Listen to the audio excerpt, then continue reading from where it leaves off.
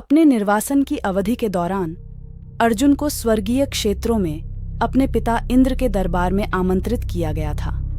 वहां अमरावती की भव्यता के बीच अर्जुन को उनके कद के नायक के अनुरूप सम्मान दिया गया था।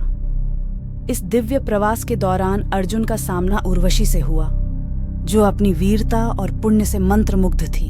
एक शाम जैसे ही अर्जुन स्वर्गीय उद्यानों में घूम रहा था, उर्वशी उसके पास आई।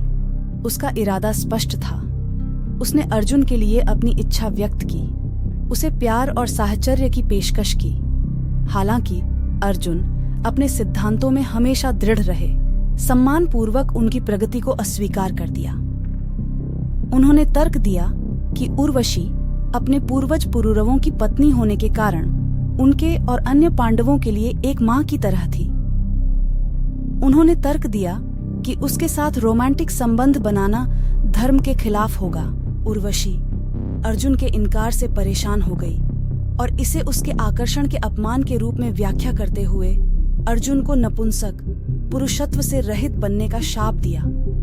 जब इंद्र को इसके बारे में पता चला तो उन्होंने हस्तक्षेप किया और अभिशाप की गंभीरता को संशोधित किया। उन्होंने फैसला सुनाया कि यह अभिशाप 1 साल तक चलेगा और अर्जुन द्वारा अपनी पसंद के समय चुना जा सकता है।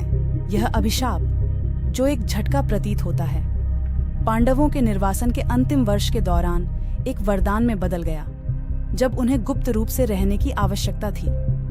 अर्जुन ने राजा विराट के दरबार में नृत्य और संगीत के शिक्षक बृहन्नल बनने के लिए इस वर्ष को चुना। इस भेष ने उन्हें पहचाने जाने से रोक दिया। इस प्रकार पांडवों को बिना खोजे गुप्त निर्वासन की अवधि पूरी करने में मदद की। उर्वशी और अर्जुन की कहानी धर्म की जटिलताओं और उन चुनौतियों का प्रतीक है जिनका सामना महान नायकों को भी अपने नैतिक नियमों का पालन करने में करना पड़ता है। प्रलोभन के आगे झुकने के लिए अर्जुन का सम्मानजनक इनकार, धर्म की उनकी समझ और उर्वशी में एक मां के रूप को देखने की उनकी क्षमता उनके चरित्र की गहराई और पुण्य को रेखांकित करती है।